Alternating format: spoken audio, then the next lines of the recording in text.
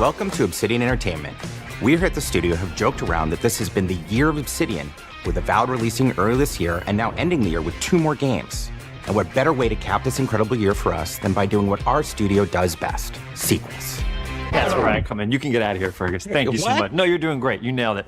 The sequel is the lifeblood of every great franchise. Think about it. The original creates the world and builds fandom, but the sequel, that's what makes it worth remembering. No sequel, no hoverboard. No sequel, no dual SMGs. No sequel, no raccoon tail. No sequel, no Zune 2. Which doesn't really exist, but I wish it had. There was a Zune 2. There was a Zune 2? I'm Mark, the head of sequels here at Obsidian, and I have sequelized everything. Blockbuster movies to AAA video games to my first marriage, so trust me, I know what I'm doing. Come along on this journey with me. Part 2.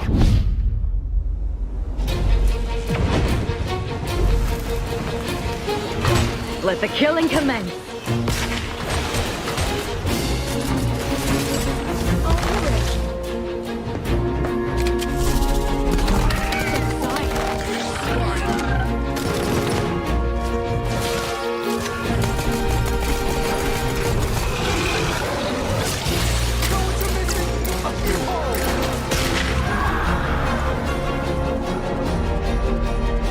The Outer Worlds 2 is a sequel to The Outer Worlds 1. It's a continuation of the themes of robber barons in space and how people are controlled by the stories they're told by the people who have power over them. This time we're able to go a lot deeper because we have more time and money, which is a great thing, and we're able to make it a much more true Obsidian reactive RPG than we were the first time around.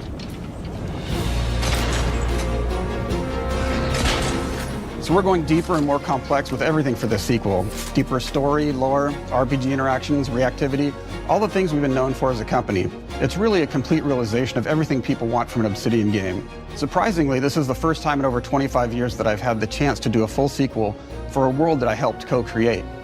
It's really just a fantastic opportunity to explore and expand the universe in interesting ways, and to go even further with the themes of how people are affected by living in a dystopian corporate reality. You can shoot your way through it, you can talk your way through it, you can sneak your way through it. And so no matter what kind of play style that you like, this is just an awesome franchise and an awesome game to jump into, even if it's your first one. The first Outer Worlds was a great base to start from, as it has all the elements of a great Obsidian RPG. Interesting characters, deep worlds, important choices. In the Outer Worlds 2, not only did we want to double down on those elements, but we wanted to give players even more of it. We've also put a lot of investment into skills and traits that impact things like combat, conversations, and areas that we call RPG interactions, which are the part of the world where players can use their specific skills, perks, and backgrounds to solve problems in unique ways in our new, bigger worlds.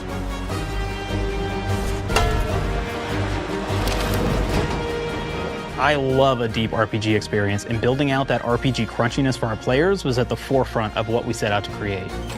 We prioritize those deeper RPG options with different character builds and combos so players can express their role-playing power fantasies. We also have different equipment options for different playstyles and different companions with different abilities.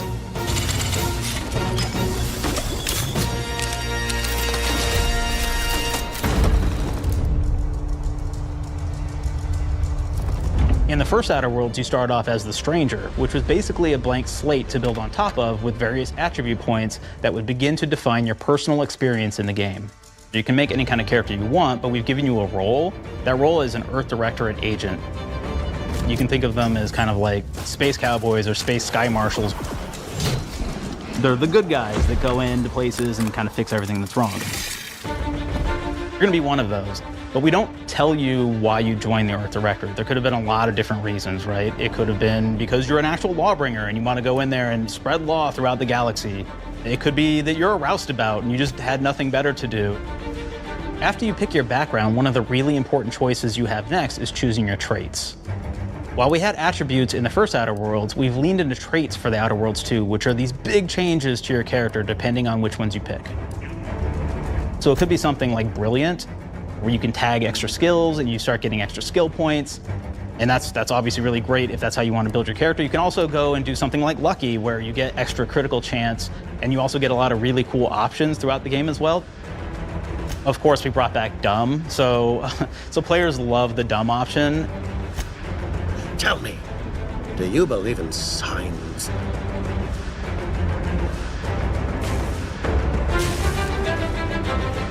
Not quite what I meant, but I like your contempt for boundaries. I could put your adventure spirit to good use. And you get like lots of really cool, fun conversation options in the game, but we took that even further. And again, there's lots of elements in the game where you can be dumb and use that for something. Could be something as simple as banging on a machine to get it to work. After you've invested in some of your traits, your next choices are going to be choosing your skills. The skills themselves basically allow you to build on your playstyle and what your character is doing in the game. That will be everything from playing stealthily to speccing for an explosive specialty.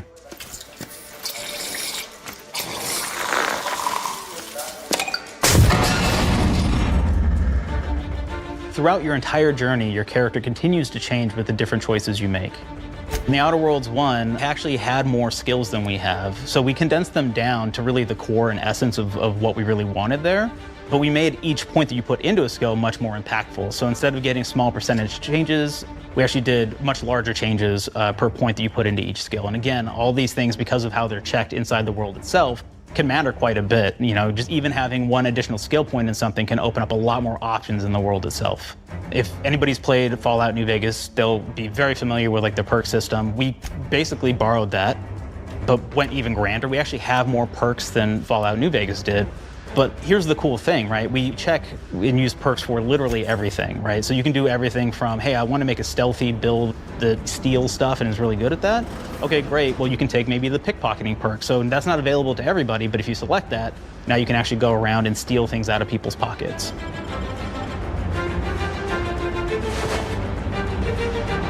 There's another perk called heavy-handed, right? Where say you're a melee person, what this does is now your power attacks that you use actually knock people down.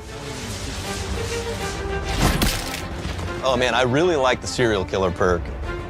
As you start killing people, they will drop hearts.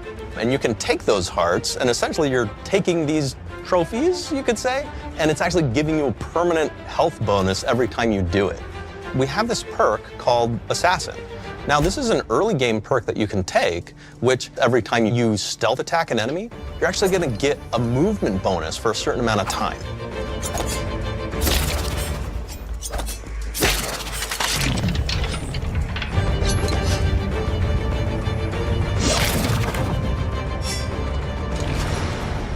Flaws were a system that everybody loved from the first game. But we wanted to make it more personal to the player. We wanted it to really reflect how you were playing the game and give you a bonus that you actually wanted to really engage with. With the flaw system returning, we knew we needed to go bigger, better, and more real than ever before. So we turned to the team. I told them, no bad ideas. Give me what you got. Okay, we need more flaws. We need them to be real. I want to put them in the game, so give me something. Inspiration. What's wrong with you? Oh, I have bad knees. You have bad knees? They hurt when you walk a lot? Yes. When you walk too much, they hurt? No cartilage. Sounds boring. Makes you sound like a boring person, but it's in the game. I know it. It's a good flaw. What about you? I like to take small things sometimes. So you're stealing? No, I'm taking. When do you give them back? I don't. Claire. Claire, you shouldn't be stealing. What are you doing? You shouldn't be stealing, Claire. Tiny crimes. Tiny crimes? Do you hear the second part, though? It's a crime. Well, You're stealing. Claire, that's wrong. You can't steal things, okay? But it's an amazing flaw, and I'm putting it in the game. But you're a bad person. And are you the one that took my stapler? do you need it? Yeah. Give it back. Okay. Please. You, what do we got? Flaw. I like to stare at the sun. How long did you stare at the sun? Just lunch break. An hour? Oh, I only get 30. You guys get an hour? I get an hour. An hour. Oh. Makes me feel energized. How many fingers am I holding up? 3? No. Anything else? We'll put it in the game. We'll put it in the game because I feel bad for you. Anything else? One of my favorite flaws is something called bad knees. It will actually give you the option to take this flaw that'll make it so that you move faster throughout the game. But the problem is, anytime you stand up, your knees are going to make a loud popping noise that makes it so that, well, everyone around you is going to hear you. There's one called Kleptomaniac. This is really interesting because what it does is when you steal something, you can actually sell it for more bits than normal. And like that sounds really great. The drawback is sometimes when you're looking at things in the world that are owned by somebody else, you'll automatically steal them. So you have to be very careful about how you use them. One of our more wacky perks is the Sun Gazer Flaw, and it just gives everyone cataracts while playing their game. So everything becomes like light shafts and blooms and hazes, and makes the game pretty unplayable if you happen to choose that perk. If you happen to be the type of player that habitually reloads your weapons like I do, well, you'll be offered the flaw of over-prepared. Now, you'll get larger magazine sizes on all of your weapons, but if you ever fully empty your magazine, you're gonna take a debuff for a while. While we support options like being a gunslinger who wants to key into destructive weapons, or a rogue who wants to alpha strike their enemies before they know what hit them, we also allow for a lot of fun and experimental builds.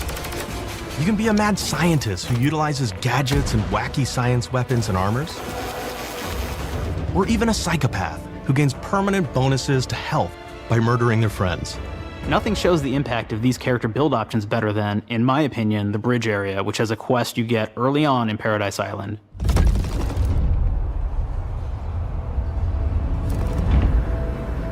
Not only do you kind of encounter this very early, and it's a very core one to the story, but it really expresses our philosophy of allowing the player to solve problems in a bunch of ways. So you may solve it by speech options. You may talk to them and maybe have to go do a quest for them and really kind of prove that you're a friend of the Protectorate to get by. I may have need of your help, stranger, if you are ready to seize an opportunity to show fealty to the Protectorate. You could go guns blazing and you could just take everyone out inside the POI, lower the bridge itself, and kind of get across.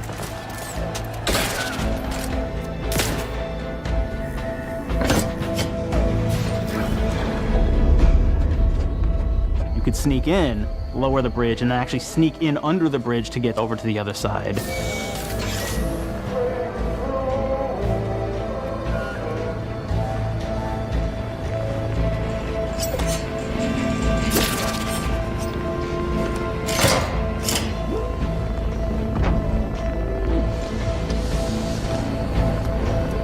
You can bypass the bridge entirely if you found like certain gadgets, like the shield gadget that protects you from poison gas as you go across, or the double jump boots, which kind of allow you to jump across the chasm and get across that way.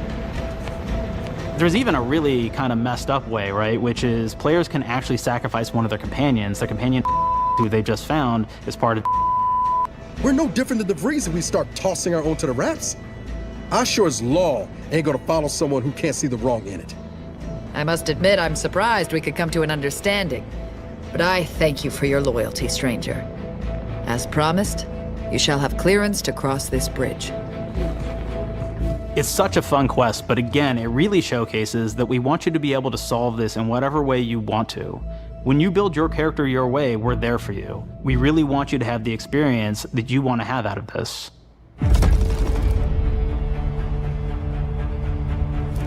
From the very beginning of our discussions about the Outer Worlds, we really knew we wanted every game to take place in a different colony. This lets us expand on all aspects of the universe. Every colony can be its own thing with its own flavor, and we can center them around anything we want, any ideas or setting we're interested in. Arcadia is an isolated colony with abundant resources, and it's run by an authoritarian faction called the Protectorate. Their dictatorship is thematically based around the question of how much freedom people will give up for security and luxury. For Protectorate subjects, unfortunately, that answer is everything. The Protectorate is also incredibly wealthy because it was founded by the inventor of the skip drives, which are the Outer World's faster-than-light engines. But those skip drives are starting to cause rifts in space-time, which are cutting off all the other colonies on Earth from being able to trade with each other. The Order of the Ascendant is an offshoot of the Order of Scientific Inquiry from the original game, and like them are a science-based religion with the same goal of solving the universal equation, which will allow them to predict and alter the future to the benefit of all mankind. They used to be part of the Protectorate, but they split off to focus on solving the equation for the good of everyone, not as a way to simply control the masses. The player's been sent to Arcadia as an Earth Directorate agent to find out how the skip drives are causing the rifts and what can be done to stop them. Each of the factions have their own solutions to the rift problem and their own goals. The Protectorate wants to close them to protect their legacy as the inventor of the drives and their wealth. The Order wants to close them not only for the good of everyone, but also because they're complicating the math they're using to solve the universal equation. And Antes just wants to be able to open and close them at will to control all the trade routes between the colonies. In addition to expanding the themes and lore of the Outer Worlds, we're also expanding the humor, so each faction has its own flavor of absurdity. Ante's Choice is a merger between Anti-Cleo and Spacer's Choice from the original game, and there are corporate representatives in the Outer Worlds too. They've invaded Arcadia to liberate their resources for all of humanity, at a profit, of course. One of my favorite things from Fallout New Vegas is the radio system. It was just iconic for me, and I wanted to make sure that the Outer Worlds 2 had that. So we actually built out 3 different radio stations, one for each of the major factions. You also have a ton of music. Each station might have, like, I think 20 tracks of unique music that we've made for it. It's a lot of stuff. But the really cool part about this entire thing is that we actually put a lot of reactivity into the radio. So it will respond to the things that are going on around the world that you've been interacting with. So if you go into a location, let's say you solve a problem for the Protectorate folks, if you listen to the Protectorate radio station, they're going to be cheering you on as a hero. Wonderful news, everyone. The Zeranium gas leaks at the Automech repair facility, strongly believed to be caused by Ante's Choice malefactors, have been corrected. Some hotshot for hire just managed to fix the electrum leak in their repair facility. Now, I'm not saying we caused it in the first place, but we sure like the idea of all those broken auto mechanicals and all the excessive gasping and choking involved. The factions and companions are great examples of how we're going deeper and more complex this time around. They're integrated into the game's storyline much more than we did on the first Outer Worlds, and like with everything else in the game, they have a lot more reactivity. There are 6 companions in the Outer Worlds too. As usual, each has their own quest lines, but this time they are also connected to a different faction and have character arcs that the player can affect through their choices. Your first companion is Niles. He's another Earth Directorate agent like you, and he's looking for your help to decide whether he wants to become an even better agent or to turn his back on the Earth Directorate completely. There's also a somewhat cute Automech support drone that is basically Niles' helper. Her name is Val. Marisol's part of the Order of the Ascendant, and she's an aging but still deadly assassin. That's right, she's a deadly mathematician who may or may not have some unfinished business to attend to with the player's help. There's also a cultist named Azza, who is part of a sub-faction that worships the rifts, and in her case, violence in general. You can choose to either turn her away from overt violence or support her chaotic and dangerous tendencies. Now, at one time, Ante's Choice had a program to graft soldiers with animal parts to make them more formidable. Unfortunately, it didn't quite work, and most of them are now dead. There's a combat medic who survived, however, named Inez, and she wants the player to help her fix her graft, among other things. Finally, there's Tristan. He's a Protectorate arbiter who is judge, jury, and executioner all rolled into one heavily armored package. It is your choice to either help him judge wrongdoers or show him what true justice looks like. We definitely have reactivity in the game based on how you've been treating your companions. I won't reveal the end of the game, but let's say if you have not been treating them well, you will find out at the end of the game what that means. Companions are a very, very important part of merchandising, because that's the real beauty of the sequel. We're talking merch, baby. It is the lifeblood. It is what fuels us. Do you want to see some of my ideas? Hop, hop. Check this out. Gen Alpha loves body pillows, especially ones that look like human beings for some reason, right?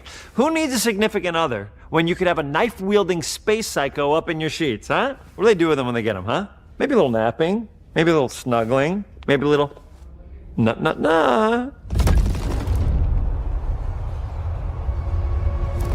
The visuals of the first Outer Worlds depicted a frontier colony in space. The Outer Worlds 2 is driven by an invasion of the Arcadia colony system by Ante's Choice, which shifts the visuals to be more reminiscent of a World War I-like setting in space. That evolution is seen across all aspects of the game, starting with the factions. How do you militarize everything, including extreme capitalists or math-crazed scientists? In a World War I setting, war comes with propaganda. The Sovereign uses it to maintain control. Ante's Choice uses it to help their bottom line. The Order just wants to show how it exists within the grand plan. We want players to feel like Arcadia is a living, breathing place scarred by a long-standing war. Fairfield, one of the first towns you encounter, was once under Protectorate control, but has recently been taken over by Ante's Choice. They don't just occupy the town, they rebrand it with their signature style, repainting buildings, posting guards, and adding propaganda-based holograms featuring Anti and the Moon Man. Showing the towns evolving after the invasion helps us push immersion for our players. One of our priorities in visually realizing the world of The Outer Worlds 2 was making sure everything is clear and recognizable from the player standpoint. We want to make sure each faction has a particular look and design. So when the player is running across these vast, different environments and landscapes, they're recognizing the motifs and visuals of who they're talking to, what they're going to be talking about, and how that progresses throughout the story. The first Outer Worlds was really about player interfacing with corporations. And while we have that in The Outer Worlds 2, we really want to express not just the corporations, but how the player interacts with other facets of the world, like government entities or religious structures. And then we elaborate on those. With larger environments, we wanted to encourage exploration by improving player mobility across the board. Now you can run, slide, double jump, mantle, and parkour your way through all of the nooks and crannies of these worlds. It really allows the player to just explore and have fun finding really cool stuff.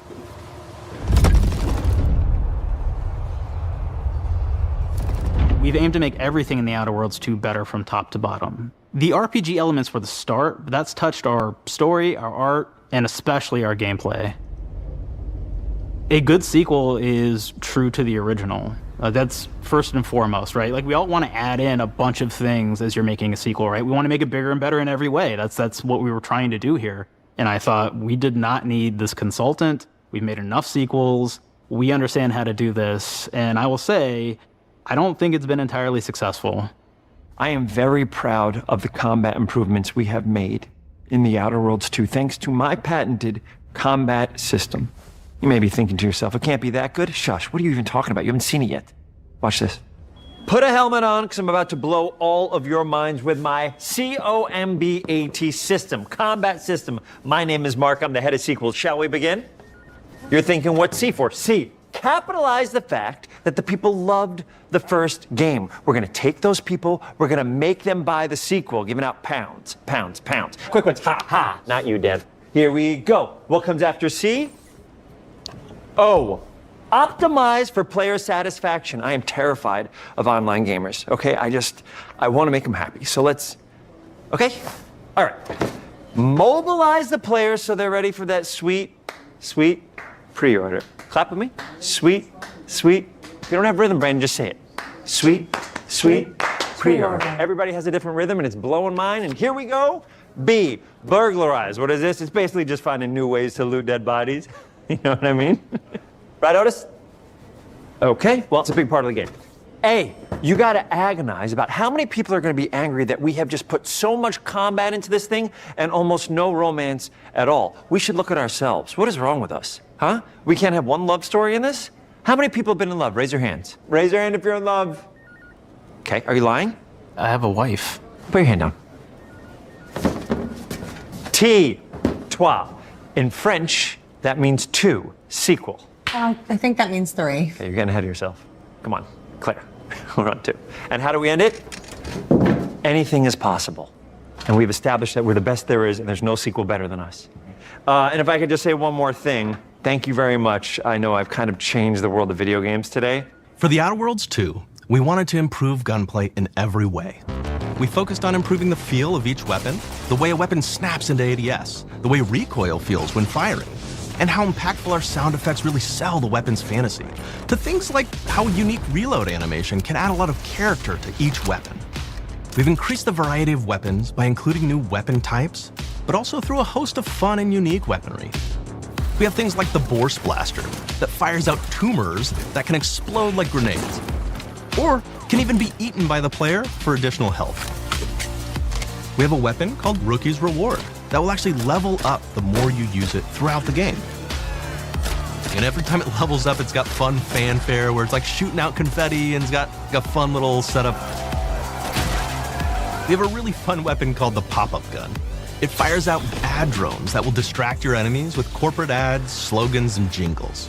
While your enemies are distracted, you can focus fire on them or explode these drones for additional damage. New to The Outer Worlds 2 are throwables.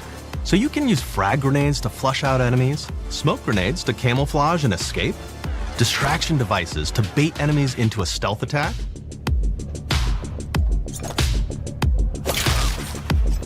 and even science grenades that will levitate enemies, allowing you to fire upon them while they float helplessly.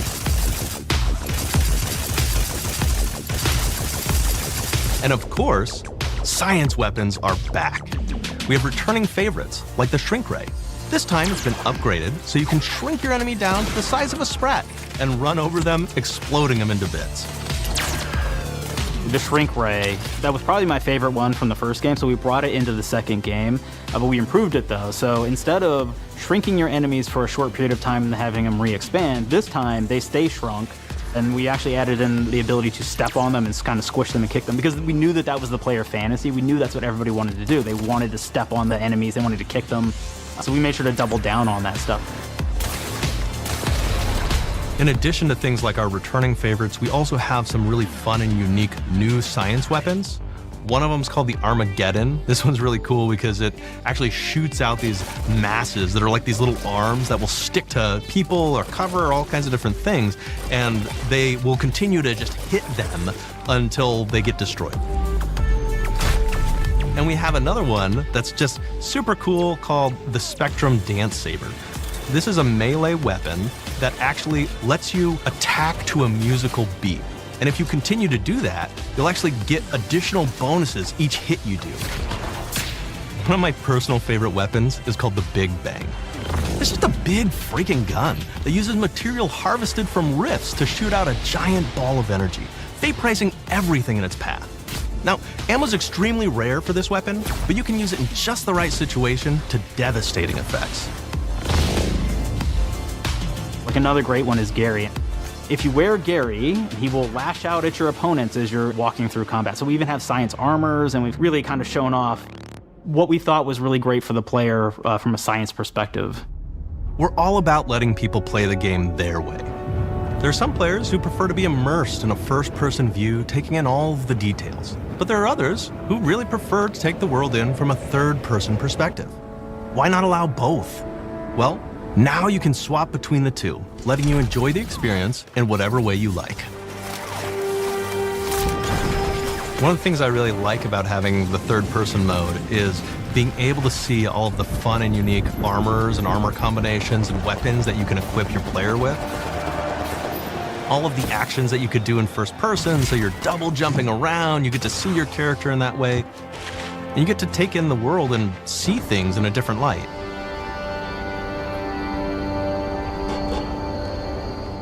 The Outer Worlds 2 is really the biggest game we've ever made. Bigger choices, more reactivity, more weapons, more things to find in each of the worlds the players can visit. The team has done incredible work bringing the Outer Worlds 2 to life, and we can't wait for you to play it. Even though we've always been a multi-project studio, this is going to be the first time we've ever released 3 games in 1 year. It feels amazing to do. We're so excited for more people to be playing our games. It is truly an exciting time here at Obsidian. We're exploring worlds big and small while expanding on franchises that we've created, and we have no plans to slow down. We hope you all continue to come along with us as we do what we do best, make your worlds your way.